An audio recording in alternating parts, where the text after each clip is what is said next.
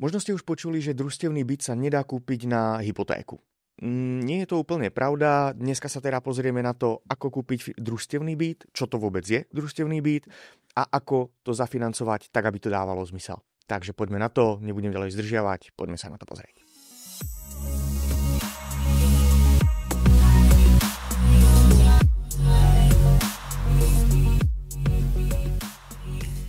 Čaute, ak sa ešte nepoznáme, moje meno je Mišo Filičko a som hypotečný specialista s 5-ročnou skúsenosťou, pracujem v Brne, primárne sa teda venujem hypotékam v Českej republike, ale už mám presah aj na Slovenskú republiku. Takže dneska sa spolu pozrieme na to, ako financovať družstevný byt, pretože stalo sa mi, že sa na mňa obrátil klient, ktorý chcel kúpiť práve družstevný byt v Ostrave.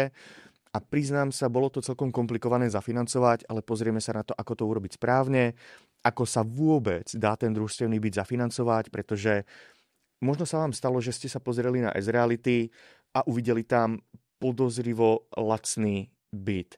Je to z toho dôvodu, že ten byt je v družstevnom vlastníctve a to financovanie je trošičku komplikovanejšie ako na klasickej hypotéke. Takže dneska sa pozrieme na to, ako to správne zafinancovať, aké sú podmienky financovania toho družstevného bytu a ako kúpiť takýto lacný byt. Takže ak vás takéto niečo zaujíma, táto epizóda je čiste pre vás. Úplne na rovinu.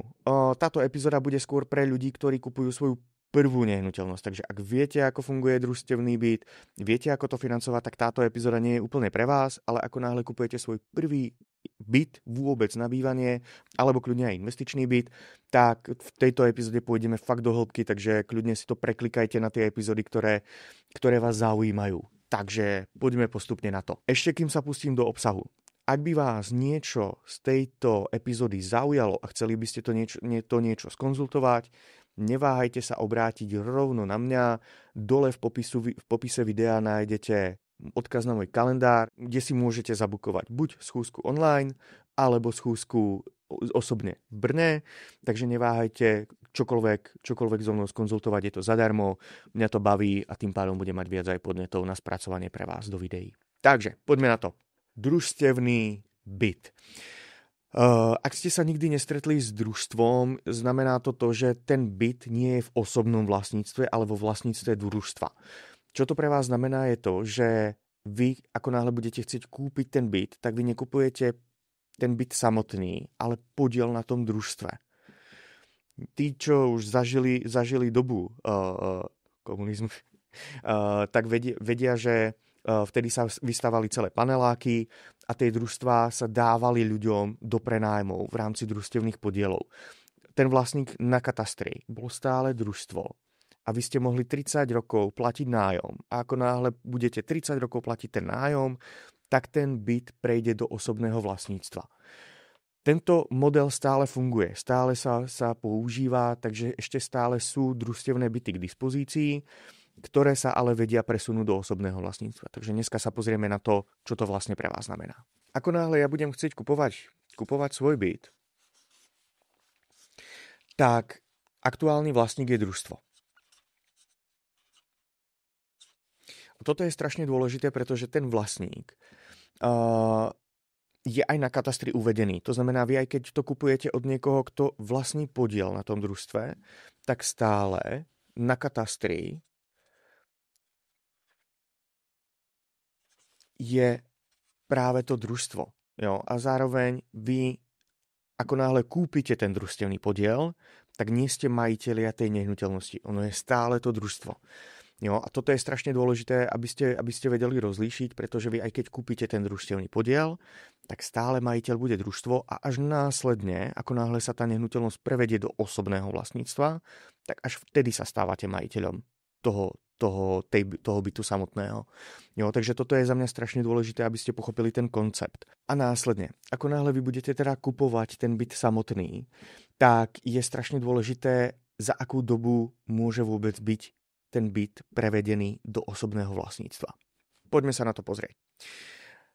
Ale viete čo? Poďme sa na to pozrieť z pohľadu hypotéky, pretože toto je z môjho pohľadu najdôležitejšia vec a ja to musím naplánovať celý ten obchod tak, aby to pre vás bolo čo najjednoduchšie a zároveň, aby ja som mal čo najmenej práce v rámci toho procesu. Takže, u každej hypotéky riešim 3 od seba nezávislé aspekty.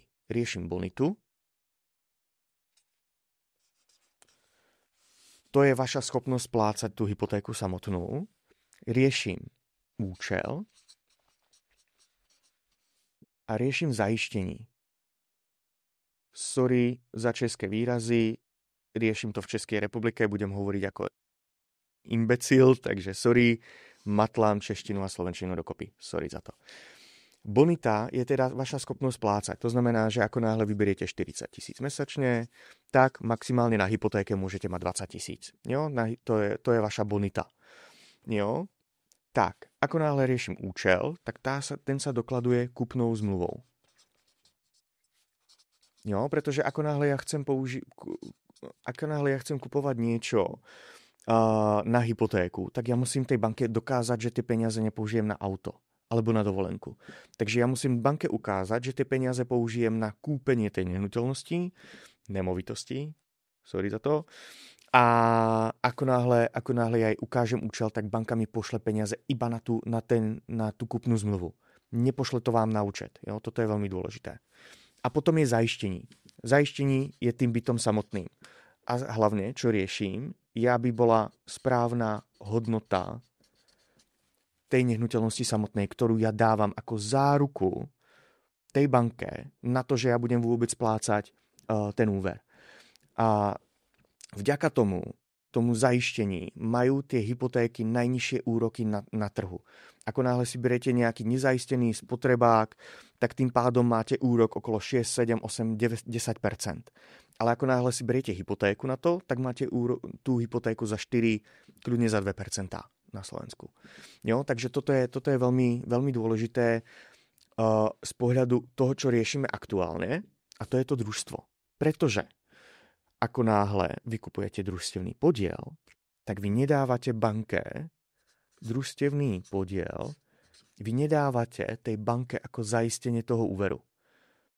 Čo znamená, že tým pádom tá banka ide do väčšieho rizika, ako keby ste kupovali normálne klasickú nehnuteľnosť, a tým pádom tá banka chce na to prirážku. Až do momentu, kým neprevedete ten družstevný podiel do osobného vlastníctva. Takže poďme sa pozrieť na ten hlavný aspekt, a to je to zaištení. To bude hlavná téma dnešného dňa. Pretože na to, aby to zaištení fungovalo, tak musíme tej banke dať tú nehnuteľnosť do zaistenia. Ale sú tam ešte dva scenáre, ako zafinancovať ten družstevný podiel, a na to sa pozrieme za chvíľku. Ako to funguje z pohľadu banky? Poďme sa ešte pozrieť, ako to funguje z pohľadu banky, pretože ako náhle ja chcem od banky žiadať hypotéku, tak ja na to nemám nárok. Banka posúdi moju schopnosť splácať, banka posúdi, že či ten účel je správny, a banka posúdi, že či tá hodnota zaistenia, ktorú dávam tej banke, je dostatočná na to, aby mi tú hypotéku poskytla. Ale v prípade, že som na úrade práce a nemám žiadny príjem, tak tým pádom celá hypotéka padá. Jo? A môžem dať tej banke aj 10 nehnuteľností do zástavy, aj keď mám proste desiatky bytov, ktoré by som jej dal. Ja keď nemám bonitu na to, aby som to splácal a som na úrade práce, tak celá hypotéka padá. A naopak, ako náhle ja nemám vhodné zaistenie, to znamená, že ten byt, ktorý chcem kúpiť, nie je vhodná zástava, pretože je tam babička, ktorá má právo dožitia na tej nehnuteľnosti, tak tým pádom, aj keby som mal milióny mesačne, lebo som vysoko postavený manažér a mám krásnu bonitu, ak chcem kupovať nehnuteľnosť, ktorá nie je vhodná zástava, tak tým pádom celá hypotéka padá a tým pádom ja nemôžem kúpiť tú nehnuteľnosť pomocou hypotéky. Jo, takže toto sú práve tie dva aspekty, ktoré riešim v prípade družstevného bytu. Pretože vy nevlastníte tú nehnuteľnosť v osobnom vlastníctve a nemôžete ju dať do zaistenia banky, kým nie je v osobnom vlastníctve. Takže dá sa to vyriešiť dvoma spôsobmi. Buď si zoberiem úver zo stavebného sporenia bez zaistenia, takže bez tejto časti, ale musím splniť toto a toto, aby som to dostal. Alebo tá druhá varianta je predhypotéka, kde musím znova splniť toto, ale aj toto. Časom. Takže poďme sa na to pozrieť. Poďme sa pozrieť na tú prvú variantu. Prvá varianta, úver zo stavebného sporenia. sporenia. OK, to nevyzerá dobre, ale nejde. Nevadí. Takže, úver zo stavebného sporenia. Jo, to je tá varianta, kedy riešim bonitu, kedy účel, ale nedávam tú hypotéku do zaistenia. Nedávam tú nehnuteľnosť do zaistenia. Jak to funguje? Mám tam limit. Aktuálne tie banky majú limit 3 500 000. Samozrejme, tie limity si u každej banky, ak to chcete vedieť presne, aké sú limity u každej jednej banky, znova choďte do môjho kalendára, zabukujte si schôzku a preberieme to kompletne zadarmo. Jo? Takže ak by ste chceli vedieť, u ktorej banky financovať ten váš družstevný podiel, neváhajte, napíšte mi. Tak, tie limity sú 3,5 milióna maximálne. Nie cena nehnuteľnosti, ale maximálny úver. Jo, takže 3,5 milióna, ako náhle mi to bude stačiť a ten zbytok ja dokryjem z vlastných zdrojov, tak tým pádom mi to banka zafinancuje. Aj bez toho, aby som tam dával zástavu. Jo, takže bez zástavy. Samozrejme, je tam prirážka. Prirážka k úrokovej sadzbe.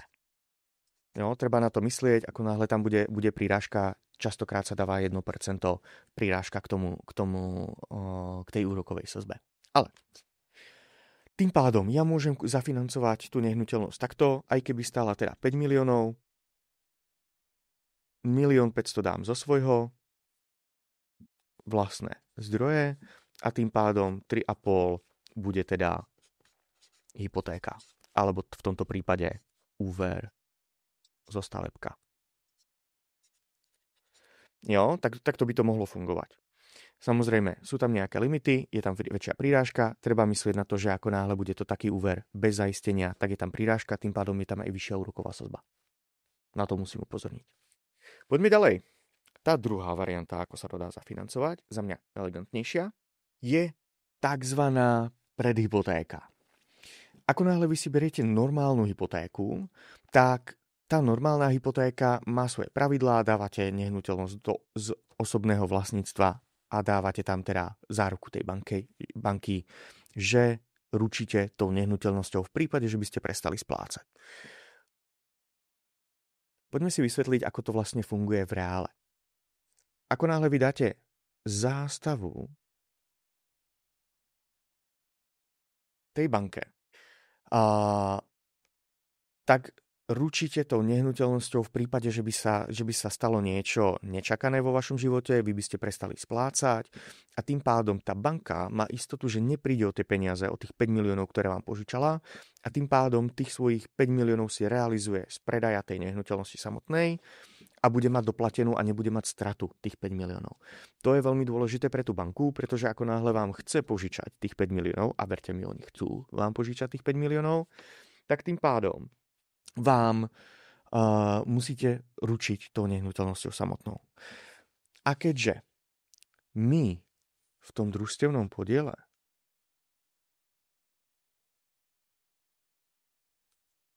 neručíme tou nehnuteľnosťou samotnou, tak tým pádom sa stane to, že my dočasne tú zástavu nemáme. A to sa dá vyriešiť tzv. Predhypotékou. Predhypotéka. Znova ospravedlňujem sa všetkým puritánom, ktorí chcú mať Čechov rozprávať česky, Slovákov slovenský. Matlám to dohromady. Sorry za to. Tak, ako náhle my riešime teda predhypotéku samotnú, tak funguje to tak, že my potrebujeme od toho družstva vyjadrenie, že do 12 mesiacov budeme mať prisľúbený prevod do osobného vlastníctva. Prevod do OV. A toto potrebujem ja získať od družstva ako dokument, ktorý mi potvrdí, že áno, do 12 mesiacov tento klient môže previesť tú nehnuteľnosť do osobného vlastníctva. A toto je sakramensky dôležité, pretože ja to potrebujem mať na papieri. Nesmie to byť ústna dohoda, nesmie to byť nejaký len prísľub, musí to byť na papieri dokázané, že áno, do 12 mesiacov vy budete vlastníci tej nehnuteľnosti. A za to obdobie, do tých 12 mesiacov, kľudne za 3 mesiace, je tam prirážka na úrokovej sazbe plus 1%, až do momentu, kedy vy sa dostanete do toho momentu, že vy budete vlastníci tej nehnuteľnosti, budete mať tú nehnuteľnosť v osobnom vlastníctve a tým pádom už sa preschádza do normálnej klasickej hypotéky, budete to normálne splácať 30 rokov, ale vy už budete vlastníci tej nehnuteľnosti samotnej, vlastníci toho bytu a tá banka si tam dá tú zástavu na ten byt, lebo už môže, pretože predtým ten byt vlastnilo družstvo a to nejde dať do zástavy byt, ktorý vlastní družstvo. Jo, takže ako náhle už bude v osobnom vlastníctve, vám sa tá prirážka zruší a tým pádom normálne splácate hypotéku tak, ako keby ste si kúpili normálne byt v osobnom vlastníctve. Dáva zmysel? Dúfam, že áno. Poďme sa ale pozrieť, ako to funguje v praxi, pretože toto dáva zmysel takto na papieri, ale pre nás je dôležité, ako to funguje v praxi. Pretože vy ako náhle budete kupovať byt v družstevnom podiele, tak je pravdepodobné, že ešte ste predtým v živote družstevný podiel nekupovali. Takže asi vás zaujíma aj, ako to reálne funguje v praxi. Takže poďme sa pozrieť. Poďme sa teda pozrieť na časovú os, ako to funguje v prípade, že kupujeme družstevný podiel. Toto je celý ten proces, ktorý nás čaká. V momente, ako si nájdete nejaký družstevný podiel, tak vás realitný maklér vyzve k tomu, aby ste podpísali rezervačnú zmluvu. Jo, takže vy musíte najprv, aby ste prejavili ten vážny záujem o ten družstevný podiel, tak vy musíte podpísať rezervačnú zmluvu, aby to ten realiťák nepredal niekomu inému. Samozrejme, ak to kupujete od majiteľa napriamo a nie je tam žiadna realitka, super, ale stretávam sa s týmto prípadom iba možno 5% prípadov zo všetkých. Takže na 95% tam bude nejaký realiťák, s ktorým budeme komunikovať. Tak. Ako náhle vy podpíšete rezervačku, tak v tej rezervačke sú dva dôležité body. Za prvé, kaucia. A to znamená, že koľko vy musíte zaplatiť z vlastných a poslať to tomu realiťákovi, aby to nepredával nikomu inému. Častokrát to býva 2 až 5% z tej kupnej ceny. To znamená, že vy zaplatíte 200 až 250 tisíc. Samozrejme, líši sa to od nehnuteľnosti, ktorú budeme kupovať a líši sa to od realitky, takže to môže byť úplne iná cifra. Ale toto vy musíte zaplatiť korún, bacha, Slováci, ešte predtým, než vôbec budeme riešiť tú kúpu toho bytu samotného. A druhá vec, ktorú riešim, je čas na podpis tej kúpnej zmluvy. Pretože ja ako realiťák chcem, aby sa podpísala tá kúpna zmluva čo najskôr, pretože mne na tom visí provízia, takže samozrejme chcem, aby sa podpisovala zajtra. Čo znamená, že vás bude ten realiťák tlačiť do podpisu, ale vy, keďže máte za sebou mňa ako hypotečného specialistu, tak najprv skontrolujeme tú rezervačnú zmluvu, skontrolujeme potom následne kúpne zmluvy, aby ste nepodpisovali niečo, čo vás zaviaže poslať tomu realiťákovi 250 tisíc, s tým, že ako náhle hypotéka nedopadne, tak tým pádom tá kaucia je nevratná. Bacha na to. Už sa mi stalo, že klient podpísal rezervačku a potom prišiel za mnou, že no super, už sme podpísali rezervačku a ideme riešiť hypotéku. Bacha na to, ako náhle hypotéka nedopadne, tak tých 250 tisíc ste poslali do luftu. Toto je moja práca, aby ste to neurobili. Jo, takže bacha na to. Tak, tým pádom mám 30 až 60 dní na to, aby som podpísal kúpne zmluvy. V tomto prípade, keďže my nekupujeme nehnuteľnosť samotnú, ale prevádzame vlastníctvo družstevného podielu, tak nebudeme podpisovať kúpne zmluvy, ale budeme podpisovať prevod družstevného podielu. Bacha na to. Tak. Takže, vy ste teda podpísali rezervačku, v rámci toho musíme vyriešiť hypotéku, takže cca 14 dní nám zaberie hypotéka. predhypotéka, jak som vysvetľoval predtým. Takže máme 14 dní na to, aby sme vyriešili predhypotéku. Musíme zároveň vyriešiť odhad, pretože následne budeme my tú nehnuteľnosť vkladať do osobného vlastníctva, takže potrebujeme mať vyriešený odhad tej nehnuteľnosti, čož v tomto prípade tam musí ísť odhad sa fyzicky. Musí tú nehnuteľnosť vidieť, musí ten byt vidieť, aj keď ho už videl 16 krát za tento mesiac, rovnaké byty, lebo všetky byty sú rovnaké. Tým pádom trvá nejakú dobu, kým tam on príde a kým odhad vypracuje. Ten môže trvať cca 14 dní. Tým pádom, ako náhle mám odhad, ako náhle mám spracovanú vašu bonitu, tak ja tým pádom celú tú zložku môžem poslať na schvaľovanie.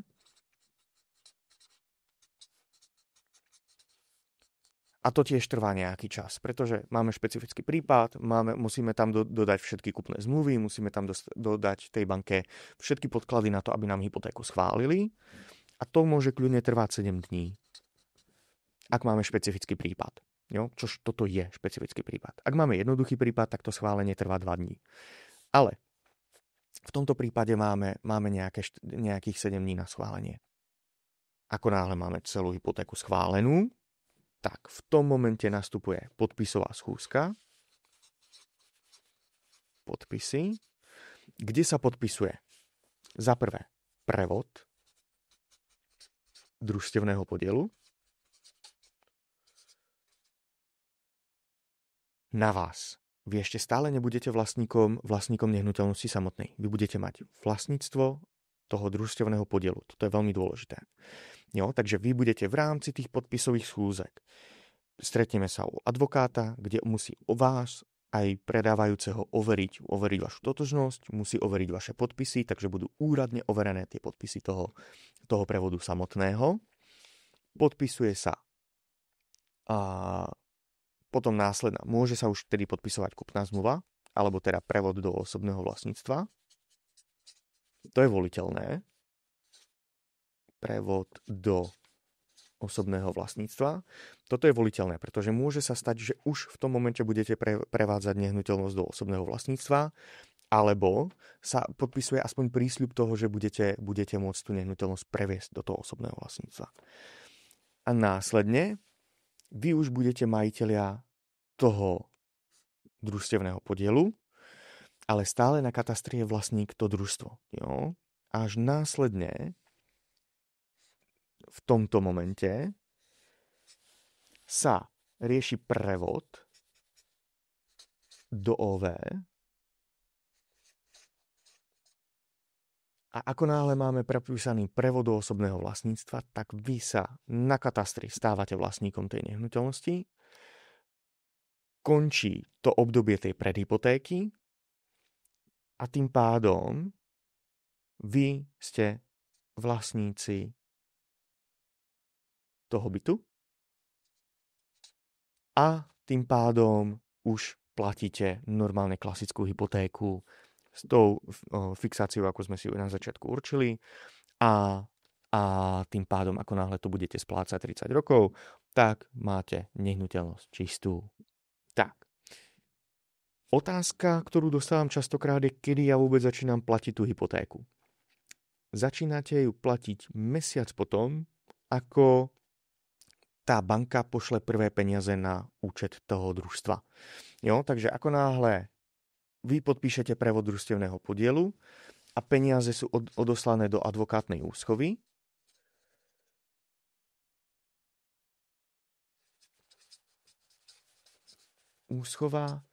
tak ako náhle tie peniaze sú v advokátnej úschove, mesiac na to začínate platiť prvú splátku. Jo, samozrejme, niektoré banky chcú percentuálne zaplatiť za, ako náhle by sme tú hypotéku vyčerpali, povedzme dneska, čo je 16., tak tým pádom chcú za tie 2 týždne do konca mesiaca zaplatiť úroky. Jo, takže je možné, že ako náhle vyberieme tú banku, tak budete platiť aj úroky za tú percentuálnu časť do konca mesiaca, ale tá plná splátka bude až v nasledujúci mesiac. To je taká vsúka. Jo, takže platiť začínate až mesiac potom, ako ste použili peniaze z tej hypotéky. Jo, nie od schválenia, ale od použitia tých peňazí samotných. Jo? Tak. Poďme sa pozrieť ešte na tretiu možnosť. Ja som vám slúbil dve, poďme sa pozrieť ešte na jednu. Posledná možnosť, ako môžete kúpiť družstevný podiel, je, že môžete dať do zástavy tej banke inú nehnuteľnosť. Ako to funguje? Kupujeme znova družstevný podiel, kupujeme stále ten byt, ktorý chcete kupovať, povedzme v Ostrave, a máte ale nehnuteľnosť, ktorú by ste mohli dať do zástavy tej banke. A sú tam dve varianty. Buď to vlastníte vy, alebo to má niekto z vašej rodiny.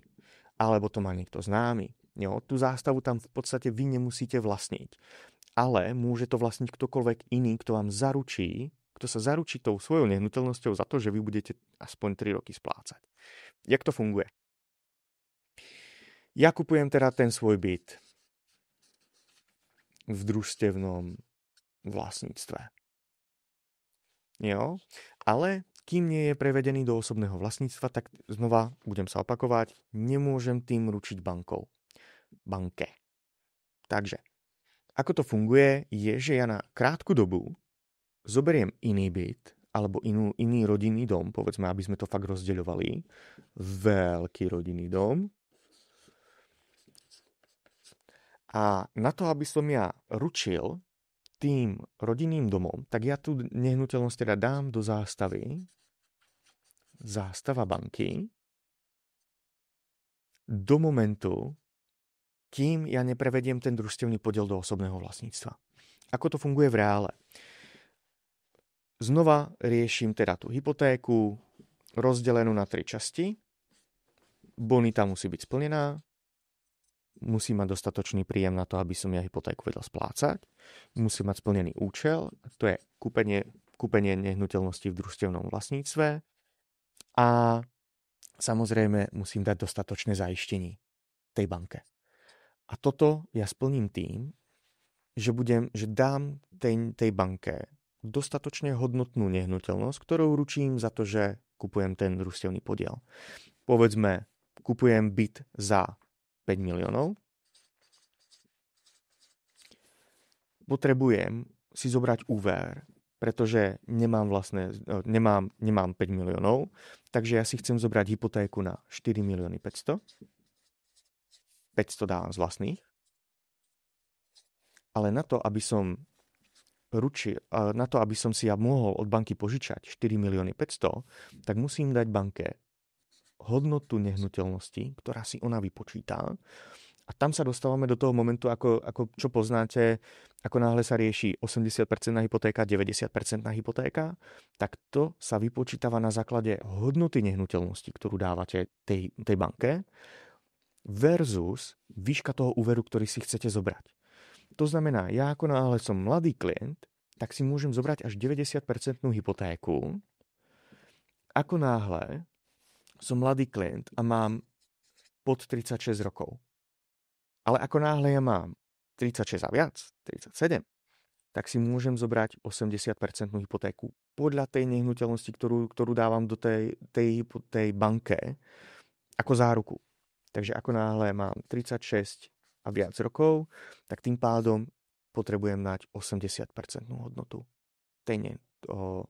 toho pomeru. Toto znamená loan to value.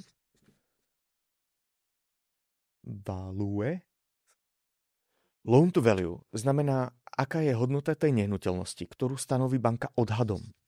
Takže banka si vypracuje odhad toho rodinného domu, ktorý ja dávam do záruky. Povie mi, že odhad tej nehnuteľnosti, ktorú ja dávam do zástavy, je 6 miliónov. Tým pádom maximum hypotéky, ktorý ja si viem zobrať, sa počíta z tohto. Takže ja keď beriem 90% hypotéku, tak ja musím mať maximálnu hypotéku 5 miliónov 400. A banku tým pádom nezaujíma, koľko ja platím za to družstvo. Ju zaujíma hodnota tej nehnuteľnosti, ktorú dávam do zástavy. Takže ja si môžem, aj keď kupujem niečo za 5 miliónov, tak tá maximálna hypotéka je 5 miliónov 400. Takže mne ešte 400 000 zostane na účte a môžem tie peniaze použiť na rekonštrukciu toho družstevného podielu. A potom následne krok číslo 2. je to, že toto je byt alebo rodinný dom rodičov. Takže ja to nechcem, aby tam bola tá zástava na rodinnom dome svojich rodičov tak dlho. Takže ja chcem tú zástavu čo najrychlejšie vymazať.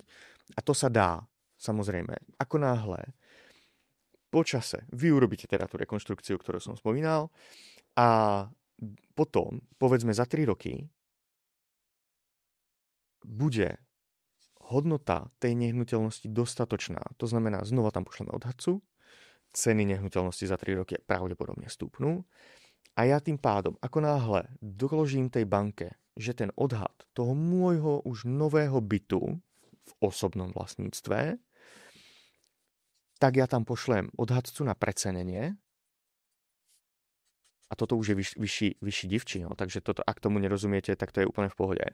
Ja tam pošlem odhadcu na precenenie, ten odhad sa mi potvrdí, že ten odhad je 6 miliónov, moja hypotéka už je nižšia ako 5,4 a tým pádom ja dávam ten svoj osobný byt v osobnom vlastníctve do zástavy banky a ten rodinný dom vymažem z tej zástavy.